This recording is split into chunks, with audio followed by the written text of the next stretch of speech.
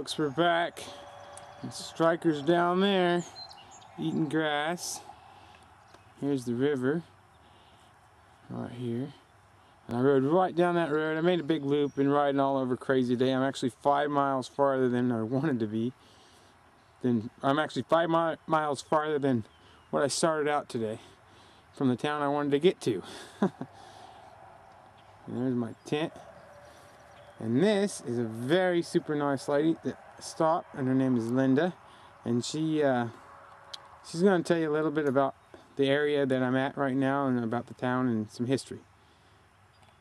And what do you know? Well, right now you're in what used to be called Stilesville, and a lot of the people that had lived here, and some still do live here, are relocated from Cannonsville, which is off to my left up here, and it's part of the reservoir system now for New York City.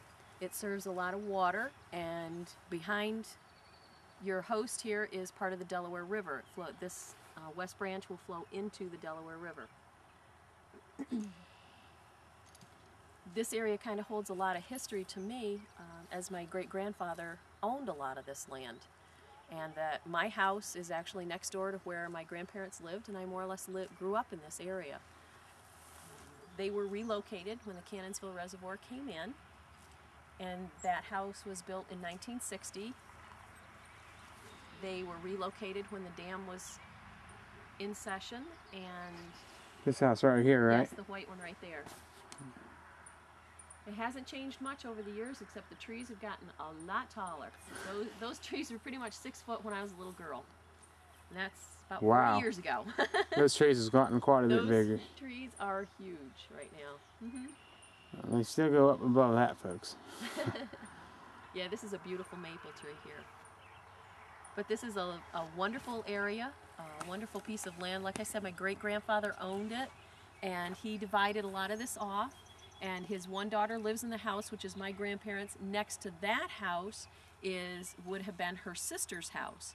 Right across the street was my great-grandfather's house. So all of this area was owned by him. And my father, as a young child living in Cannonsville, remembers coming down and mowing all of this. There were no trees here. They mowed this for the hay fields for the horses and cows they had on one of the farms up in Cannonsville. So well, how did the town get started? Do you know? Well, as I said, the river, the Delaware River, they logged it. Deposit's a logging area. Thus the name and the logo is the lumberjacks. They do a lot of muling and stuff there, Probably. I'm not too sure about the mules, but they did a lot of the lumber, and the lumberjacks is obviously the school mascot. The logs were floated down the river from further up, and they were deposited here. There's your name. And that's how it happened. Well, very cool. It is. It's a very interesting area. There's a lot of history. That is very, very short and only one small piece of a great deal. It's a wonderful beautiful fishing place. area. It is absolutely gorgeous. This they whole take part of the trout country. and bass out of here, 13 pounds. They're huge, the fish that they take out of here when the water's running. Right now it's really low.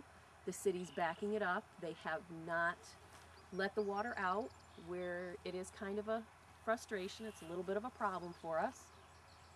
There's a lot of water in this part of the country this time of year. There sure is. I'm surprised they're doing that. We got flooded. Where we're standing right now, the water is about 4 feet above your head. Was this part of the